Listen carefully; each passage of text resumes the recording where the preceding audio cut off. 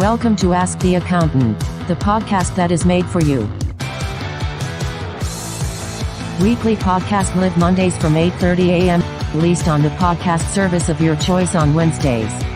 Your main weekly hosts, Aaron, Patrick, and Johann.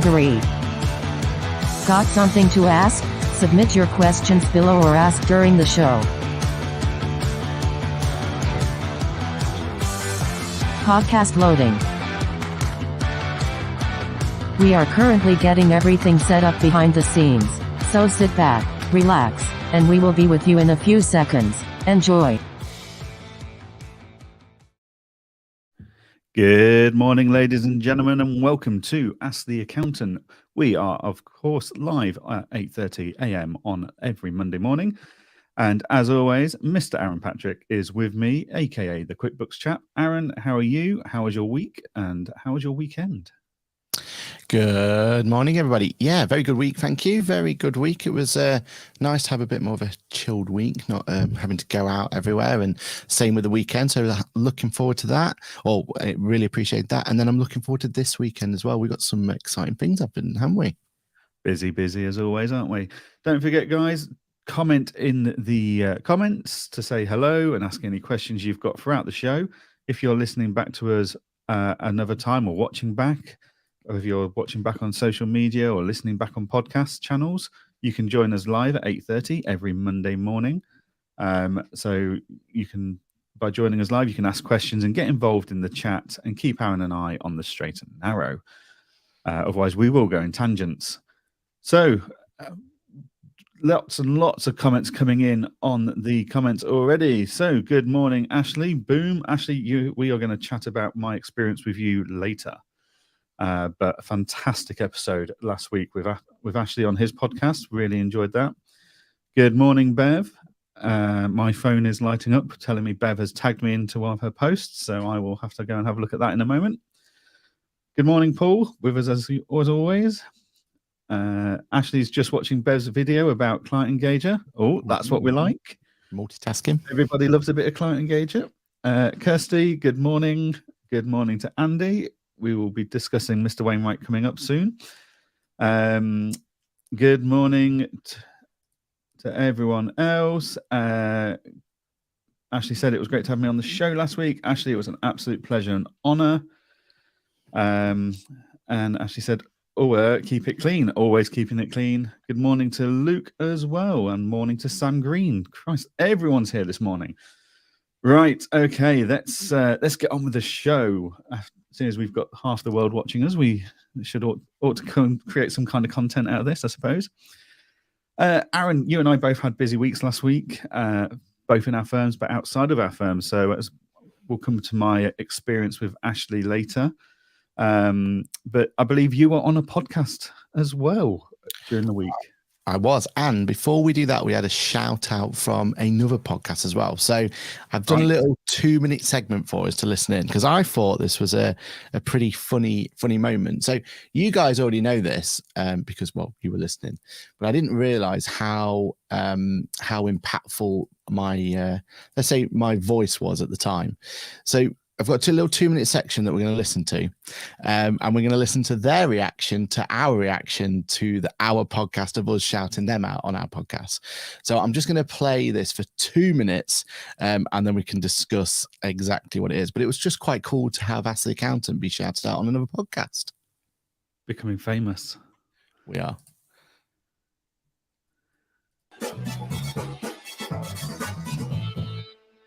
Hello and welcome to the Computer Game Show.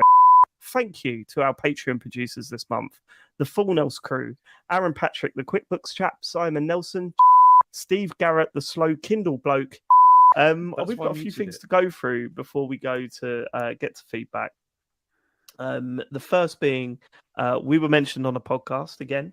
We always love these moments when we get mentioned on other podcasts. We will play them and talk about them.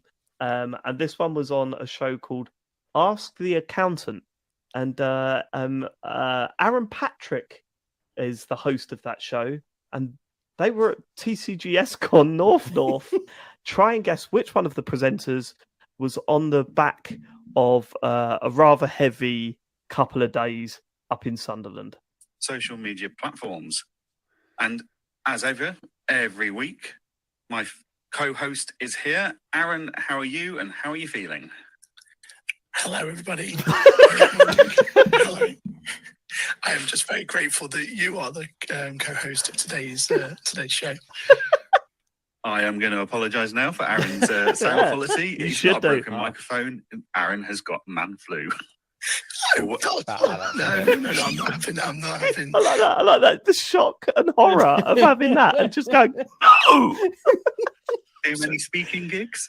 Well, actually, I think it was just it's just been a very good weekend. Get together, basically. They're like their con. They called it. It was North in Sunderland. Yeah. And the guys are called the Computer Game Show. Mini golf. We did all sorts of, as you would call it, organised fun. That's right, organised fun. The best kind. Aaron, thanks for giving us a shout out, even though it sounded really hard to make any noises with your mouth during that recording. So there we are. There was our shout out on the Computer Game Show. It was good to be recognised. My one criticism is though that it was so difficult to talk. I couldn't even put a sentence together. So yeah, I mean, my one time to be shouted out on that podcast is always going to be remembered like that. What do you think? Yeah, that's not the claim to fame you're looking for, is it? When you're going to be announced on a podcast as having spoken about their podcast, that was not the one you were looking for, was it? No, oh dear. But yeah, good reactions all around though. Nice to know that we are being listened to by other podcasts, and people are sharing our content, which is great, even if it is just you and your abused throat. But yeah, no, fantastic. And then following on from that, Aaron, I believe you were on another podcast. You're actually on a podcast. You weren't just being ridiculed for your dodgy throat. Wow. Go on, tell us more about this one. It almost felt like I was being ridiculed. One thing I want to shout out to us is that I feel like what we've done with Ask the Accountant, especially Ask the Accountant Cool Friends. So for people who don't know, we've got our weekly show that we're on live now. And then we've invited some of the coolest friends in the industry. And we've got some even cooler ones. Well, I'd say even. We've got other cool friends coming, already booked up, coming soon as well. And when we do those podcasts, we literally give it an opportunity so that the person who's coming on gets an opportunity to talk about themselves and promote themselves. And basically we make sure that whoever the cool friend is, they're the highlight of it. Well, I was on a podcast today where I kind of expected the same thing because, I was invited to be on their podcast. You'd expect it to happen. And it actually turned out that I was more on their podcast and they just wanted to talk about really what they could achieve out of it. So for anyone who doesn't know, it was a person called James Sinclair. So James Sinclair, or I do know James Sinclair. Yeah. Hang on. Yeah. His podcast just flashed up on my phone this morning saying accountant that wants to buy a business. That's me. Is that you? Oh, so claim to fame. It was what you call it. It was a really surreal moment, like being asked to go on and everything else. I don't know where they got some of the information from because they just they do some like research. It's not him that does it; it's his team, and they do some research. And I don't know where they got some of the numbers from, like turnover and stuff. Whatever, that's fine. I don't mind that. But it was a strict half an hour slot. That's what you had, and you can imagine he's a busy guy, right? So everything else, but it was very much a case of I spoke a little bit, and then he gave his opinion. And then I tried to speak a little bit more. Then he gave his opinion again. And so it was very different. Having listened to his podcast numerous times, I'm not surprised. Yeah, it was the James show. I kind of knew what to expect, but yeah, I felt like I came out of there like I've just done 5 rounds with a boxing ring. I was absolutely shattered from it. But it was a great experience, and I wanted to shout more about the pod on that one as possible. But yeah, I think I got a couple of words in edgeways to mention the pod. So yeah, it was just a very surreal experience. Really, I mean, I still really highly rate the chap, and if you've never listened to his content is absolutely brilliant. Highly recommend it. But yeah, it was just very different to being on someone else's show when it was quite clearly their show. So that was my experience with a certain James Sinclair. In contrast, how was it compared to your experience with Ashley? I'll come on to Ashley in a moment, but James Sinclair, he's one of those guys I've been following on socials for 2 years now, I think. And some of his stuff's absolutely brilliant. Like, diversifying, if you're going to buy another business, buy one in the sector that you are spending money on. So like, in my case, there's a reason I deliberately went on board with Andy Wainwright at Client Engager, because my involvement in that meant my accounting firm would save some money on practice management software, which was one of our bigger expenses. So it completely made sense. And that's what James talks about a lot about. Like, if you're running a childcare center that sells a lot of ice cream, like he does, he then went and brought an ice cream company. Yeah, vertical integration, isn't it? Yeah, vertical integration. It makes complete sense. But yeah, he has got a very big personality, and it is the James show. And he's not what I would class as a mentor, shall we say, where a mentor would make you answer your own questions almost by probing you with questions. He's more of you tell him a problem and he'll tell you all his experiences about it for you to learn from. But yeah, each to their own. And, he does some absolutely fantastic content, and some of the stuff you can take away, the golden nuggets, are very good. And it's stuff I refer back to when I'm talking to my clients, like this vertical integration and stuff. Yeah. So yeah. But I mean, fantastic to be invited onto such a prestigious podcast. Well done, Aaron. It was good. I don't think I've come across. I've not heard it yet, but I can't imagine I came across it in my best light. But yeah, it's one of those things, isn't it? If you don't take the opportunity, you'll never know, will you? So we'll see. We'll see how it goes. I mean, he's got a big audience. Yeah. So, hopefully you've come off well enough to be able to get some interest out of that for your own firm at least. But yeah, so I spent my Wednesday lunchtime for an hour on Ashley Leeds' fantastic podcast and / LinkedIn Live, where we were talking all things, well, me, quite the opposite to you, Aaron, if I'm honest. Ashley's 15 minutes for accountants and bookkeepers. It's never 15 minutes. Ashley always over delivers on value. So you get about 30 minutes out of it, which is fantastic. And you know what? It just flies by. Like, when you're on a podcast with a host that is just so energetic, enthusiastic, like, it flew by. It was an absolute pleasure. I walked away from it feeling energized and, probably the complete opposite to how you walked out of your podcast experience, if I'm honest, Aaron. But yeah, no, it was an absolutely fantastic show. And Ashley's got all the tech. He's into music and stuff. So we had a good chat about Stream Decks and all the other tech I use. So yeah, absolute pleasure to be on a podcast with Ashley co-hosting. He just makes such a great interviewer. Yeah. Like even my wife, who occasionally will listen into our podcasts and stuff when she's not busy, turned around to me after I walked out my office from that one saying, "Oh, he was so good at interviewing you. Like, that was a really good podcast." So yeah, even my wife rated the host that is Ashley Leeds. So if any of our listeners haven't been on or haven't listened to Ashley's podcast, it's definitely worth a listen every Wednesday at 12:30, and it goes on to their podcast channels on a Friday morning. So yeah, definitely worth a listen. And if you think you've got something to chat about with Ashley, I'm sure he would be loving to see your applications to go onto his podcast as a guest, because Ashley he has a guest pretty much every week, whereas we only tend to fit in 24 guests a year if we're lucky. Like yeah. So, I have to admit though, because when you popped up as you were the next guest, I was like, if I'm completely honest, my initial reaction, I know exactly what's going to happen. I'm going to try and catch up if I can.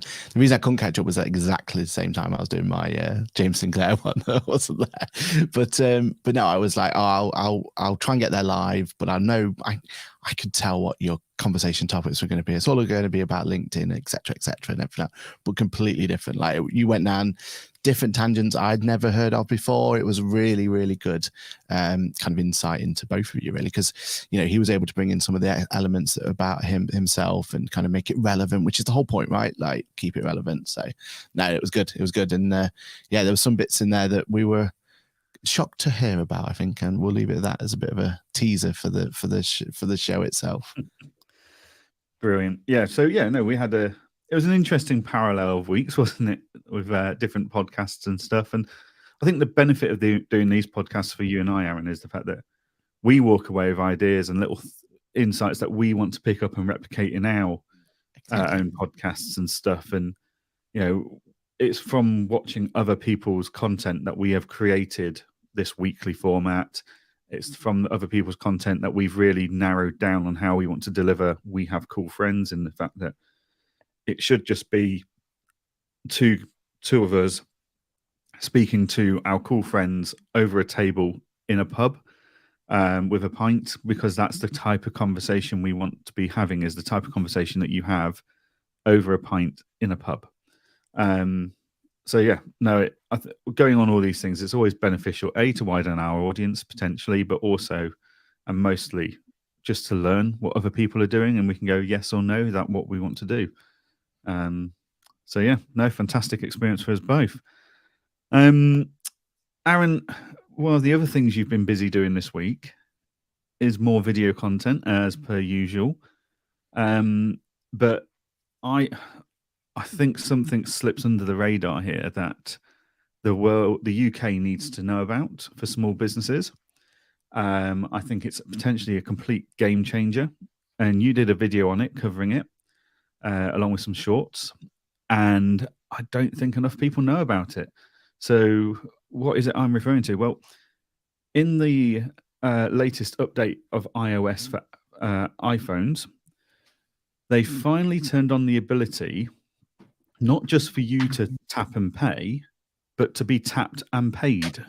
So for all these years, we've gone with our phone or our Apple Watch, and we've gone tap onto a card machine, and now that's allowed the retailer to take our pennies, so onto a card machine like what Aaron's displaying now from SumUp. So or Square even, they all look the same. But yeah, ultimately, for years we've got used to this whole tapping your wrist on a pad or card machine, tapping your phone on a pad or card machine, and they take money off you.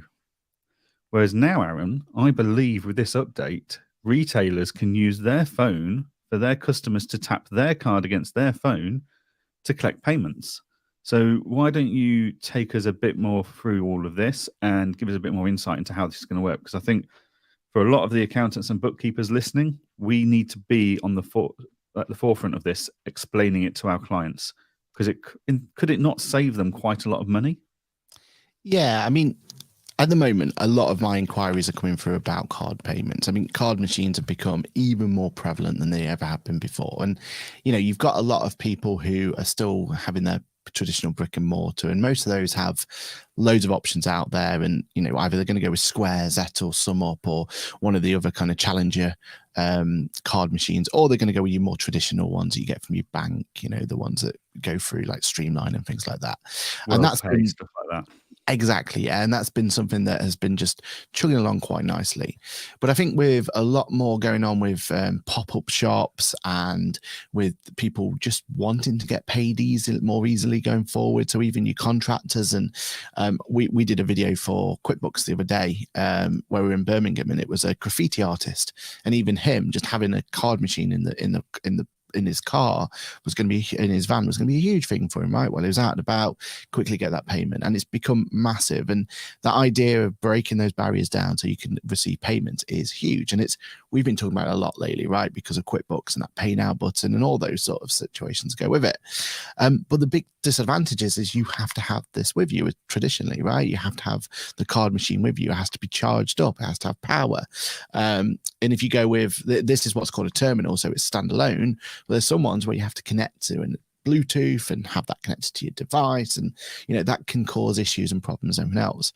The new tap to pay is exactly what you said. The idea is that you literally log into the app on the phone of whatever payment provider you want, and then this becomes the terminal itself, giving you that flexibility. It's always going to have an internet connection. Well, as long as you pay your bill, you've always got your internet connection on there. And you're not in Highland, Scotland, where there's no phone signal. Exactly. Yeah, you normally have this on you at all times, right?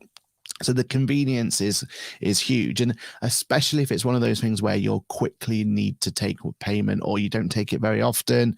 You're a contractor, for example, or whatever it's going to be, or you're out and about, and you know, whatever it's going to be. Just having the flexibility of having on your phone is really useful. So in the UK, we've got 2 suppliers so far that's activated. Unfortunately, one of those Revolut, and I'll come to that in a moment. The other one is Tillal, or whatever, however you pronounce it, from NatWest. So their card solution. I've not played with Tillal yet, or again, however you pronounce it, so can't comment on how good or bad that one's working, but we'll definitely keep that in play, and I'll report back on it. But we've already been told SumUp, Square, funnily enough not Zettle yet, but SumUp and Square both have said that their updates are coming, so we should see them in the next couple of weeks or so, which will be great. Now the Revolut experience though is the one I've been kind of trying to use or using at the moment. The only problem I have with Revolut is they don't like me being a what they call a merchant. So with Revolut Business, you have different types of business accounts, and it has to be a merchant account to have access to this fancy solution and have access to their own card reader, which I've been looking at. As a YouTuber, which I always, I say that's what I'm doing. I'm just YouTubing and trying to get videos and stuff. They're not happy with me being a merchant, which you can understand. So I've always had hoops to jump through. Funnily enough, though, I've got clients who typically are merchants, and they've been declined as well. So to my knowledge, I've never been able to actually get someone onto the merchant account. What's cool about the way that Revolut's approaching it, though, is the way that the fees work. So there is a tiny little fee involved. It's just as competitive as it would be if you were using this, but you don't have to pay for the device itself. So it makes it a lot easier, or a lot cheaper, should I say. But the fees involved, instead of them coming through net, and then you have that accounting issue to play around with, well, the fees just come as a separate line item that come through as well. So you get your gross money in, a little fee comes through, makes it really easy to account for. And the fact that it's connected directly to your bank, I mean, there's no extra software needed or APIs or connections needed or anything like that. It's all about convenience, right? So I do feel like it's a deposit. So if I tap and go my card on your phone, say for £10, when's that £10 minus the fee going to hit your bank account? Well, with SumUp, with Revolut, it's pretty much instantaneously. It literally just turned up. Yeah. That's the other challenge, isn't it, with card machines? Is it ranges anywhere from 24 hours through to 7-day delay, which can be quite hampering for your cash flow. Yeah, exactly. And you don't have to leave it in another wallet and then transfer it out like with the Zettle situations and everything else. So yeah, it's just another layer of convenience. And I feel like this is one of those ones where you're going to have clients out there that this could be an absolute game changer for them. Literally all they've got to do is update their app, and they're off to the races then of being able to start taking card payments, tap to go payments as they go along. So absolutely love this update. Yes, there'll be limitations. It's going to be how much your contactless can go for. With Apple Pay, it's unlimited, isn't it? As long as you've got the authentication in. But if you're just using a card, is it £100 nowadays? I think it's gone up. It was £30, then around £50, and then £100. So yeah, so those limitations you can't. I mean, you could try sticking a card in somewhere in here, but I don't think you get the opportunity to do chip and pin. But that's where this is coming. I went for a wander through Edinburgh the other day, and it's quite obvious now that we're getting close to August, because everywhere in Edinburgh is getting metal fences and banners and posters everywhere ready for the Fringe Festival.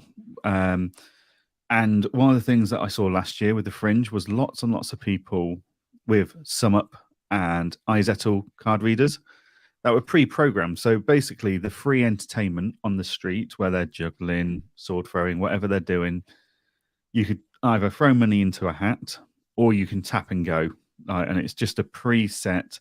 Every time you tap, it's £5 or whatever it is. If we're now reducing that cost for those entertainers, then that's even better.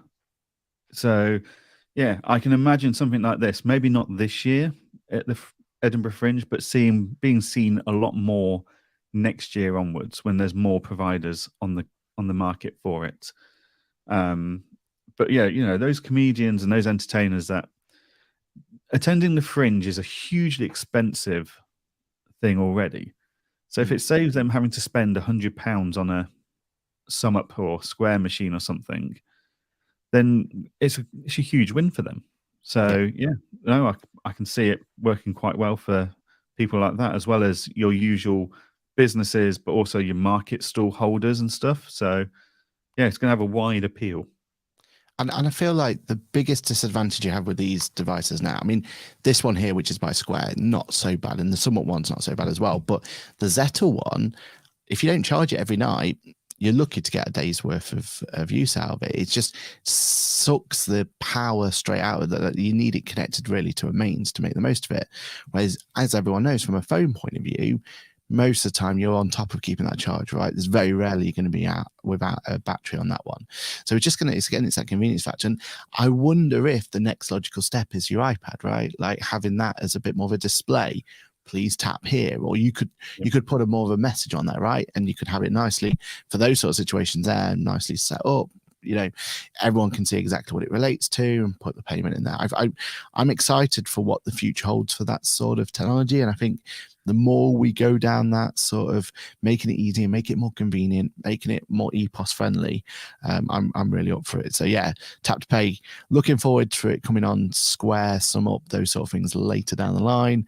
And watch this space. I'm sure we'll talk about them as soon as they go live.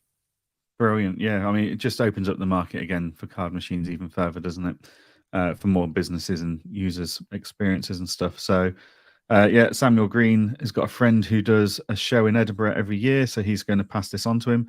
Samuel, let me know who it is. I'm currently compiling my list of people I want to go and see, and my wife and I have just said just yesterday that we're going to make a concerted effort to go every weekend throughout August to free shows, because that is where some of the best talent is. All this unknown hidden talent in the free shows is fantastic. We're very lucky to have the Fringe on our doorstep.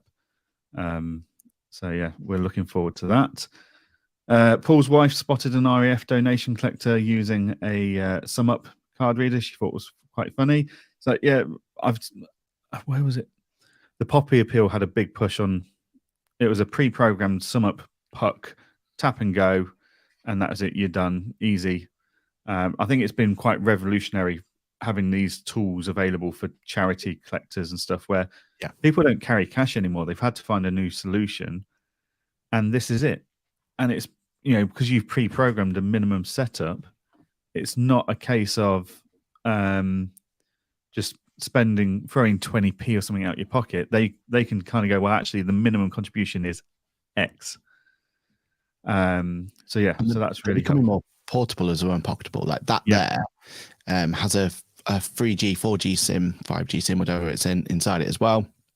So this one's from Sum Up again, and it's pocketable, right? Like you could easily stick that in the pocket, and you can set it up to just do, like you said, tap to pay that at a set amount, and you've even got the opportunity to take the full card payment. So yeah, they are becoming so much more versatile now compared to what they were in the past. Like, don't get me wrong, the idea and the challenger of bringing those more pucks that you used to put in Bluetooth wise and connect in, like something like this, like the great idea and everything else, but they were fraught with issues and problems. Like even when I was working at a butcher's as a Saturday lad, like having to set this up for the owner, then when I wasn't there, he was having problems and it wasn't working, and second phone had to be connected, and all this and the other.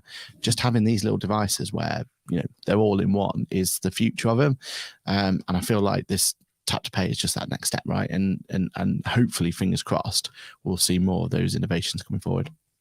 Yeah, definitely. Well, talking of new tech, I've been playing with a new toy since Friday. UPS told me they were going to deliver on Wednesday, and they didn't deliver until Friday. I was not happy. I think daily updates. The Amazon Prime guys got in my way, basically. But yeah, so I've got a new pair of AR glasses. Literally, they look like sunglasses. Just put them on for the audience. So I'm just sat here with my slightly oversized glasses, but my wife just thought I brought a new pair of sunglasses the other day, which was quite nice. But I've been using these all weekend, and they're amazing. Like, this is the future, people. So these are augmented reality, which basically means I can still see what's going on around me.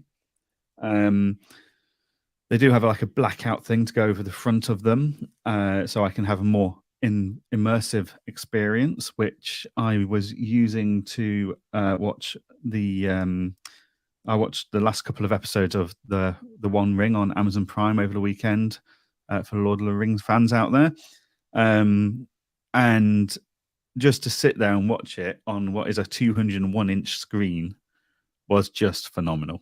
Like I loved it. But then I'm sat there like throughout the weekend, I've been doing my SIF Pro Advisor certification, which is very very video orientated with quizzes after every few videos. Yep. So to have that on my headset, whilst I'm able to look down at my laptop and play with SIF analytics as I'm going along, while sat on my armchair having a coffee, was phenomenal. I could see what the dog was up to. I could chat to people. It was absolutely brilliant. And I tried to watch a YouTube video on my phone last night, and you know what? It's not the same anymore. It's ruined it.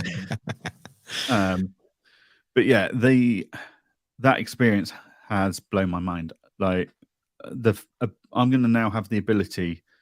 So I'm traveling a bit this week, but I'm going to have the ability while traveling to sit and do work on my laptop or my iPad and 3 monitors in front of me on a train or in a hotel room. Like I can take that productivity with me. And they were a fraction of the price of Apple's Vision Pros. So literally a tenth of the price, which was fantastic. They do have to be shipped from America. But yeah, absolutely great tools. And I'm now reimagining potentially how I set my desks in my new office up. Do I go screenless completely? I need to do some testing this week with a bit of video editing on them, just to see how good they are for video editing without a monitor. But yeah, this is the way of the future. I think like these are very early days in the tech world, but AR is definitely going to be a huge game changer for our industry. Like I could spend £350 on 2 ultra-wide monitors on an ultra-wide monitor, but actually I get more screen real estate out of this one pair of glasses than I would out of one monitor. So yeah, now I'm very impressed, and I'll keep reporting back on those. Paul's asked, are they prescription lenses? They do actually have a little so my prescription is actually quite small. I don't have hugely bad eyes, but they do send a little like lens with a wire frame, so you can take that wire frame and those blank lenses, as it were, to your opticians and ask them to replace the lenses with your prescription. So I did try doing that this weekend at Specsavers, but their lab tech said their machines weren't able to create lenses small enough or thin enough to replace the blanks. But he has recommended some other places in Edinburgh that could do it.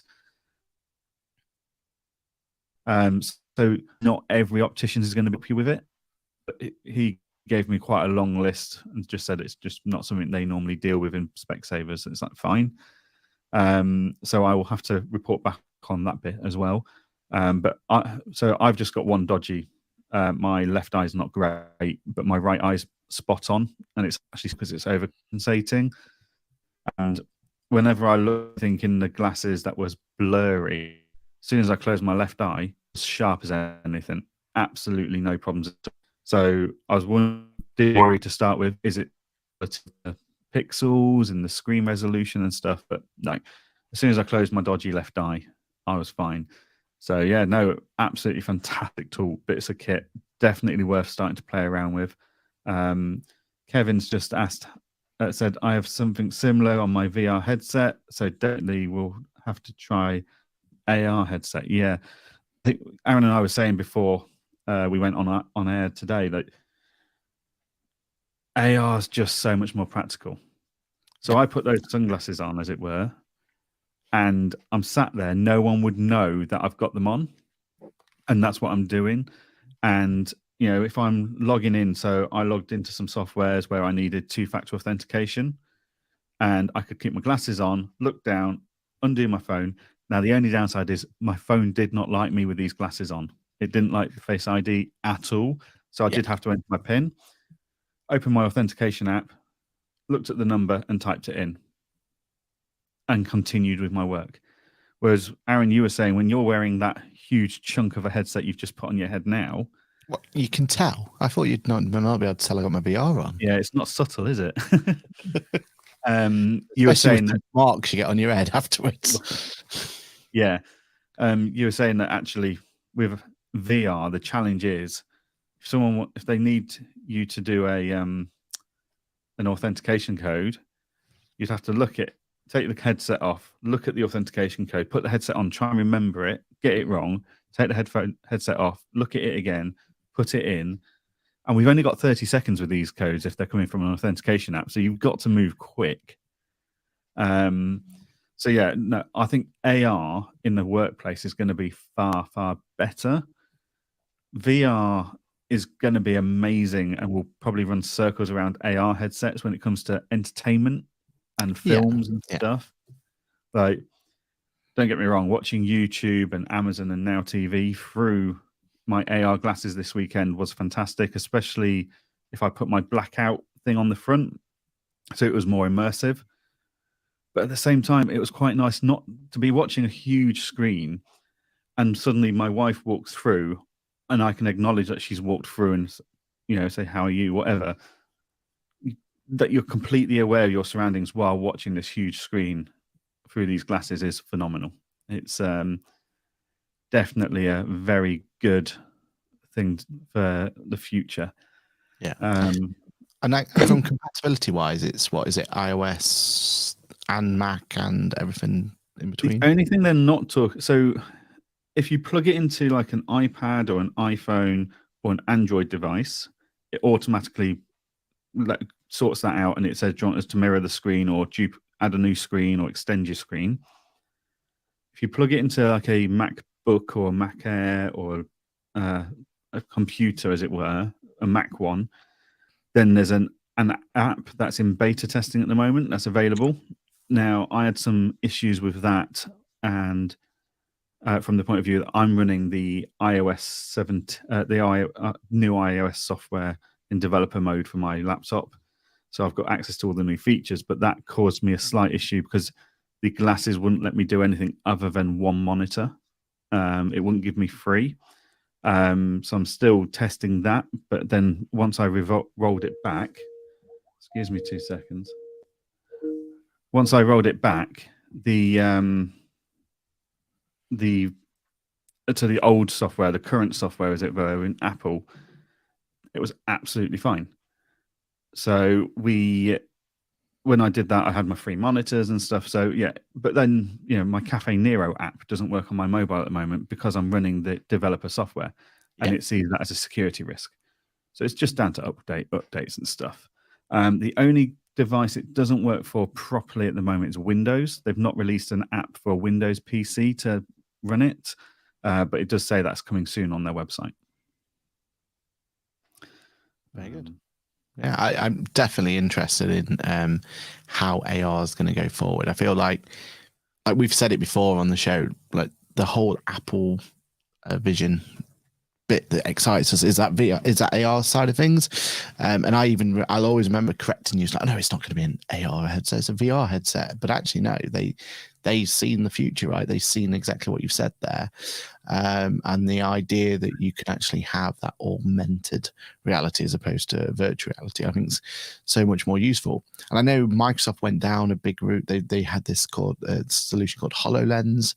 And I know from exactly what you said there, from general consumer pickup, it wasn't, no one's really interested in it. Like, why would we care about the HoloLens AR? But actually what it's done really well in is the business sense, mechanics having to fix something out on an oil rig or something and being able to see exactly what they can see, doctors and those sort of things, being able to kind of assess a patient remotely and those sort of opinions. And that's where it gets really exciting, right? And I feel like that's where it goes from.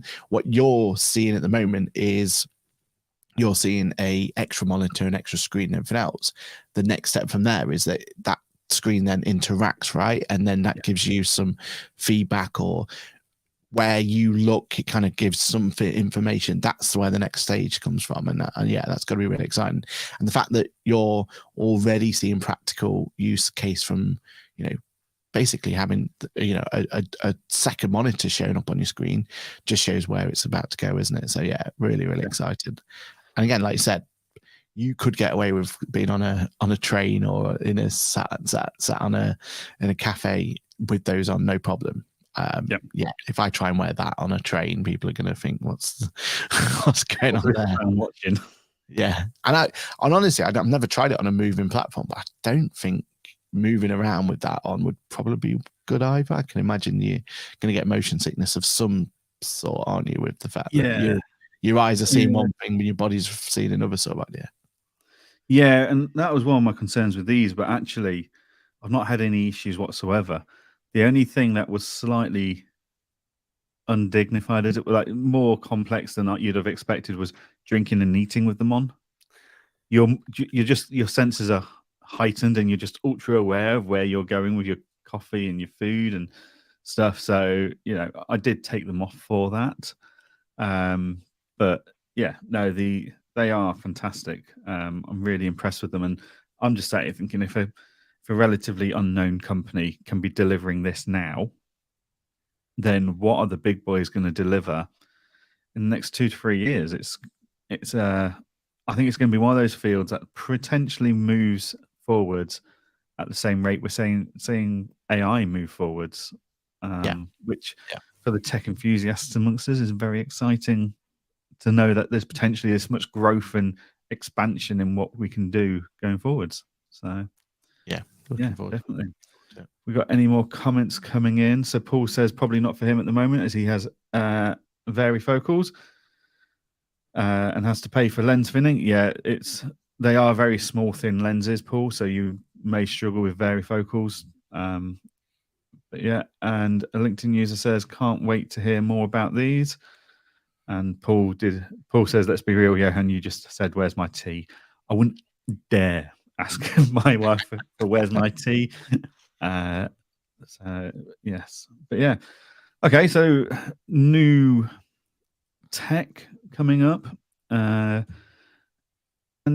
speaking of our tech, we'll be playing with our tech again soon, won't we, Aaron? So we have got an exciting week ahead.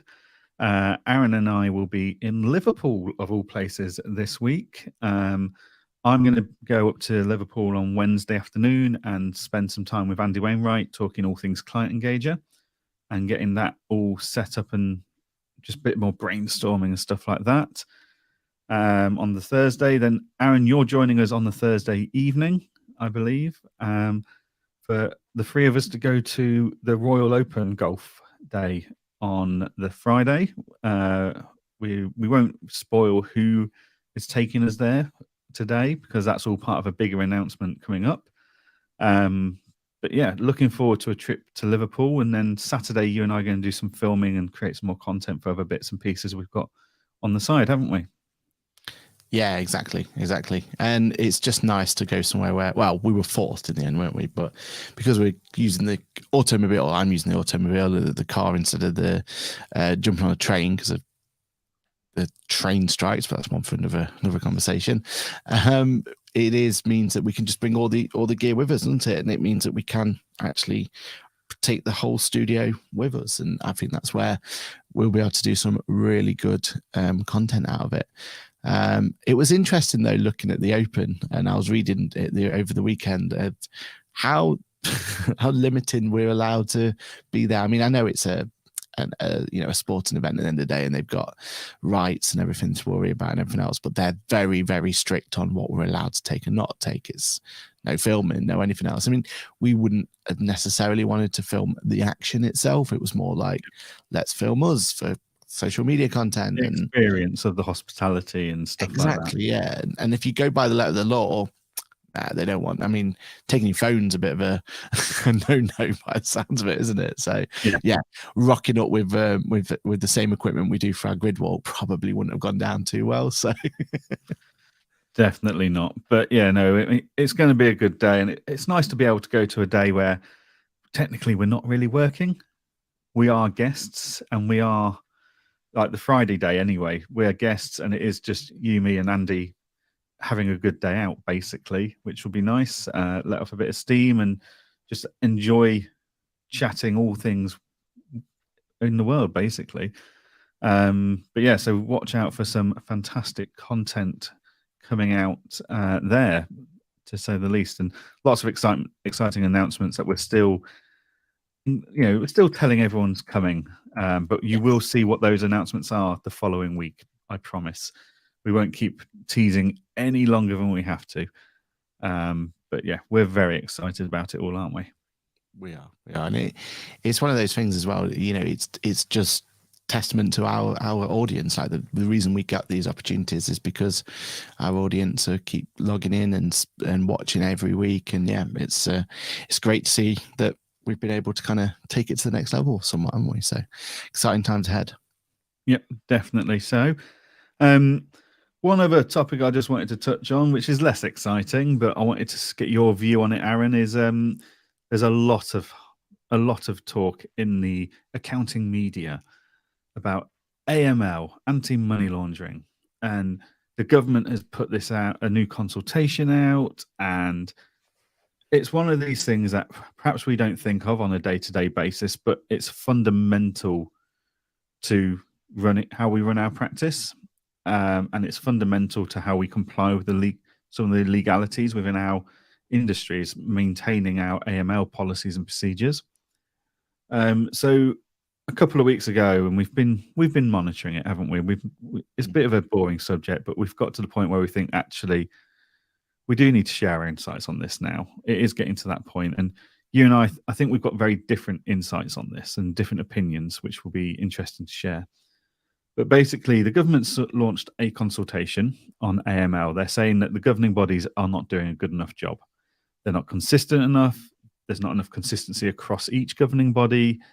There's too many reports of some governing bodies making a tick box exercise, others scrutinizing to the far end of the scope and being overly cynical. So what they're wanting to do is come up with a way to solve this. And what they've done is they've come up with 3 proposals in effect, haven't they? So they've said proposal 1 is we take the governing, the organization that's in charge of it at the moment and bulk it up.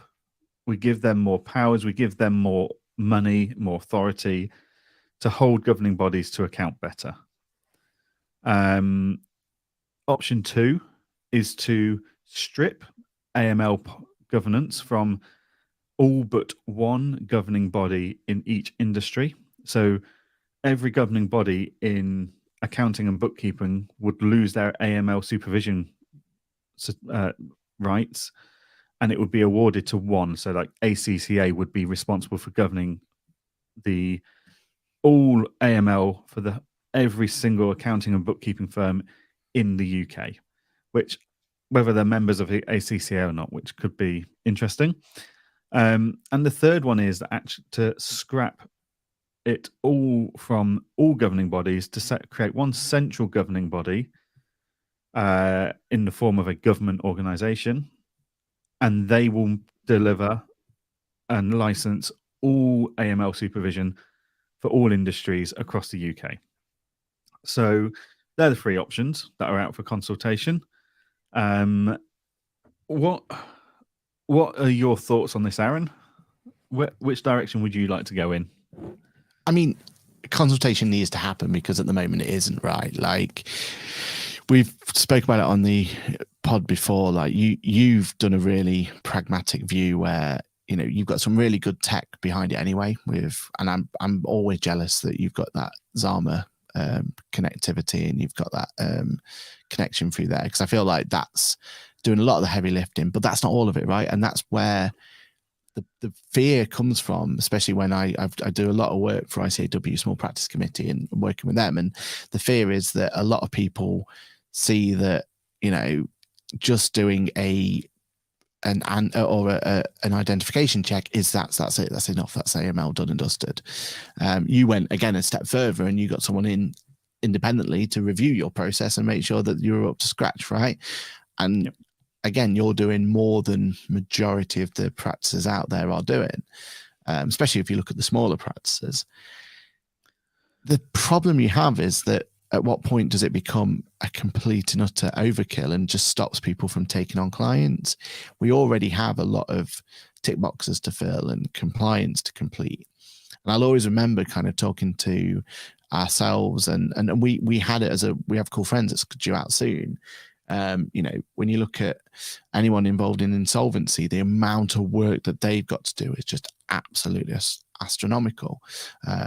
The amount of working as an independent financial advisor looking to get a mortgage for someone is absolutely, we're in a lucky position that, yes, we've got a few hoops to jump through and there's a few tick boxes. And yes, there's always room for improvement for making it more robust, but it is a light touch at the moment. I think we've all got to remember that compared to what other industries have, we do get off quite lightly in what we're doing. So I know there needs to be a change. I know there needs to be extra work.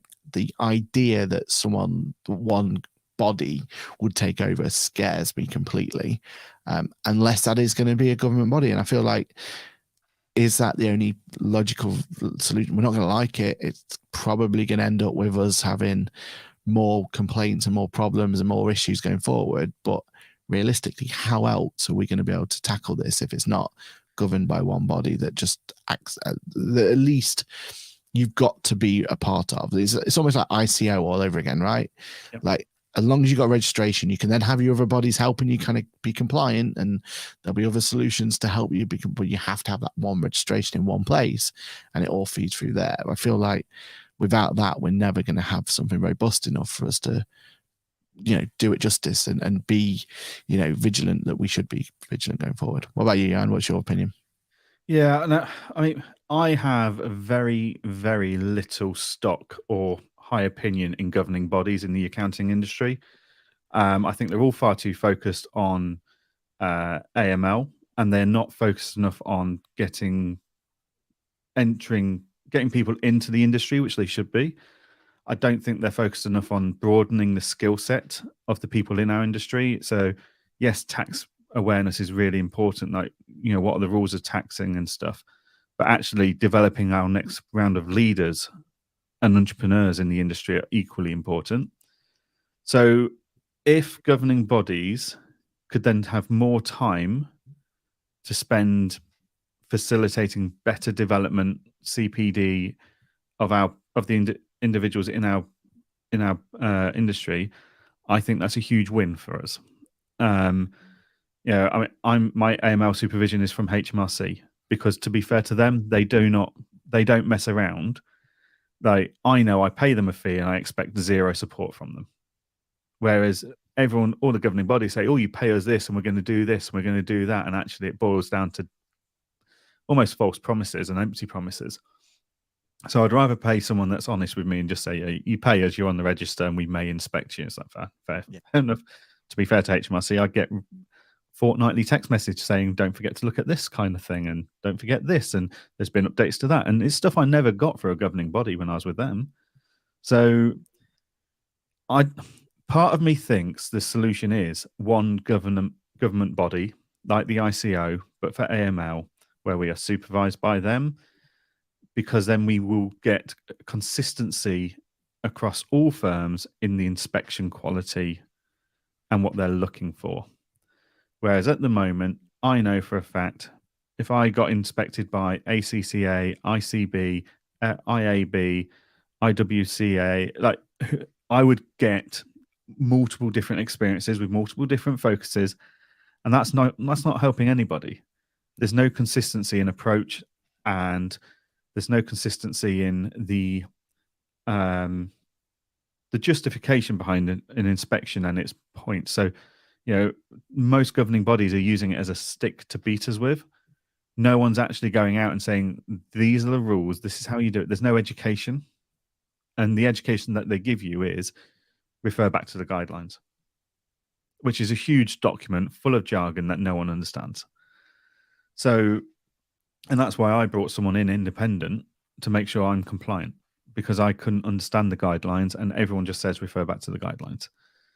So I think a governing body is the right way. However, my ultra concern there is if this governing body are doing AML supervision of every industry appropriate in the UK, so gambling, conveyancing, banks, bookkeeping, accounting, finance, IFA, etc., their awareness of the market and the industry and the challenges we face in our industry could be reduced. But then at the same time, I wonder of how aware are our governing bodies in the accounting and bookkeeping industries really of our day-to-day challenges in our firms? Yeah. You know, a lot of the people that are in these governing bodies haven't run their own firm for a long time. They're completely out of touch with the current world that we're in for the industry. So actually, would it be any worse going to a government body where they don't understand the trials and tribulations we go through on a daily basis? Potentially not. So, yeah, I think the government body is my preferred choice for consistency. If I'm going to be hit with a stick, I want to make sure it's the same stick that you're being hit with, basically. Yeah, definitely. And that also then frees up governing bodies within the industry to focus on stuff that they should be focused on, like developing us, supporting us, training us, and educating us, and keeping up with the world around us. So, because AML, let's be honest, has been all-consuming for governing bodies for the last 3 or 4 years. Like, it's all they talk about, and that actually what they're talking about doesn't make sense. It adds no value. Yeah. The only one disadvantage of it being completely centralized or government is that they won't be allowed to recommend partners to go with, because ultimately, to make our life easier, we need to have more reliance on, or not more reliance, but we need to have more awareness of which partners are the right partners to go with. Like, just doing an identification check isn't really just AML, right? We need the full back end, which is, what people like Zama are looking to do, right? There's more than just an identification check there. And I feel like that's the one disadvantage. If it was a centralized government, they will, hands are tied. They won't be allowed to go with these guys because these guys know what they're doing. They could do a recommendation list, but it'll be just like it is now, MTD recommendation all over again. When did your governing body last recommend an AML tool to you? Well, they're not allowed to again, are they? Yeah. No. So it voids the argument, really, because they're not allowed to recommend things and partner with people either. True. So, yeah, I think it's going to be a topic that all accountants and bookkeepers need to watch out for. And if they want their voices heard, they need to go into this consultation and feedback. I think the most likely scenario would be that they're just going to bulk up the powers of the current government body that administers AML supervision to the supervisors, because that's the easiest option. It's the cheapest option. But it'd be, if you're really set against the government having their own body and all the other governing bodies not having one, then you need to put in your opinion on this consultation fairly quickly. So a few comments coming in on this. Andy's looking forward to welcoming us to the best places to live, one of the best places to live in the UK. Yeah, looking forward to my trip to Liverpool. I won't tell you what my mum's opinion was of it when she visited my sister at Liverpool University, but it wasn't good. So I'm looking forward to my trip anyway. So Paul says the fear on Aaron's face when you suggested ACCA. Yep. Well, each to their own. Paul also said personally options 2 and 3 would be best, as in his honest opinion, as long as it's set up better than the current set connection through schemes and software. Yeah. Kirsty says ICB, we have to use an ICB AML tool. Even if we use the other leading tools, we still have to use the ICB one as well. Yep. And you know what? The ICB one is not best in class. I think that's my biggest annoyance is governing bodies are then either building their own tool that's not fit for purpose, or if they do recommend things, it's not best in class. It's just who they've got the best commercial deals with. Yeah, exactly right. Exactly. And that's not good enough. Like, like Client Engager has partnered with Zama to power our AML side of things because we believe they are best in class.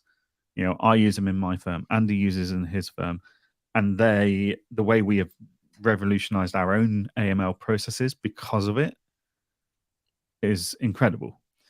So yeah, it's all well and good governing bodies saying we've built a tool of stuff, but then it's a minimum viable product. It's not best in class.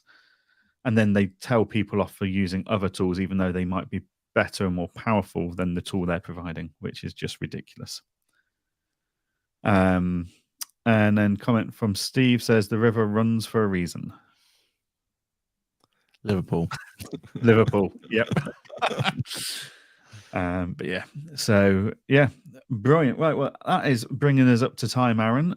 So as we've already discussed, we already know what's going on this week, don't we? We do. I've got a few days in the office, and then I'm in Liverpool for the rest of the week until the end of the weekend. What about yourself? What have you got this week on top of Liverpool? Yeah, I'm doing a lot of training for QuickBooks. So if you are doing a course, certification course, that'll be my voice that you'll be hearing. And yeah, just a lot of work really to get us ready so that we can enjoy the weekend ahead, which is very much needed. So yeah, looking forward to it. Brilliant. Well, thank you very much for everyone that's been commenting throughout the show. It's always a pleasure to have you, and it just makes us stick on topic slightly more than when we might deviate. But if you haven't joined us live, don't forget you can join us live every Monday morning at 8:30 a.m. I promise Aaron and I will not have husky voices next week. We can't have husky voices. We've got too much film creating to do on Saturday. So, yeah. But yeah, I hope everyone has a fantastic week, and I look forward to chatting to you all again next week when we will hopefully have some announcements to make. So we can all go public with those. But yeah, so that's everything from me. Everything from me. Goodbye, everybody, and we'll see you all next week. Brilliant. Thank you, guys. Bye-bye. Bye.